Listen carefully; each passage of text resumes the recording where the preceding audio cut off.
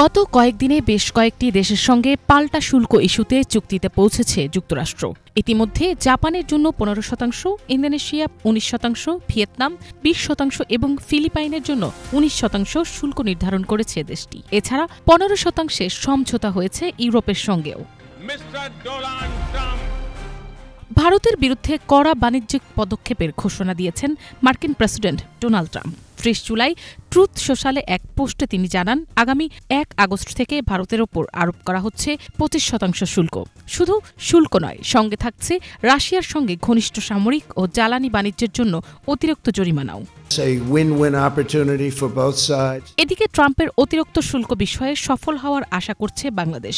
তবে শেষ পর্যন্ত প্রচেষ্টার ফল কী হবে সেটি নির্ধারিত হবে চলমান চূড়ান্ত বৈঠকে।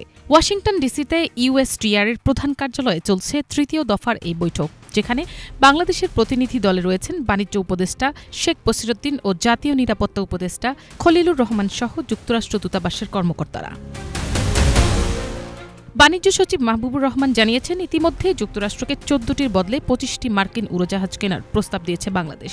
তাছাড়া আগামী 5 বছরে যুক্তরাষ্ট্র থেকে 35 লাখ টন গম আমদানির জন্য চুক্তিও হয়েছে। শুধু তাই নয়, তরলীকৃত প্রাকৃতিক গ্যাস এলএনজি আমদানির আরেকটি চুক্তিও সম্পন্ন হয়েছে। সব মিলিয়ে যুক্তরাষ্ট্রের দেয়া 35% শুল্কচাপ থেকে রেহাই পেতে দেশটির 626টি পণ্যে শুল্ক ছাড়ের ঘোষণা দিয়েছে বাংলাদেশ। তবে শেষ পর্যন্ত প্রচেষ্টার ফল কী হবে সেটি নির্ধারিত হবে 31 জুলাই চূড়ান্ত বৈঠকে। বন্ধুত্বের দাবিদার রাষ্ট্র হিসেবে যুক্তরাষ্ট্র কি পাশে থাকবে, নাকি 1 আগস্ট থেকে বাংলাদেশের পণ্যেও জারি হবে নতুন করে 35% শুল্ক, সেই উত্তরের অপেক্ষায় এখন বাংলাদেশ। মিনালা দিবা, বাংলা ভিশন।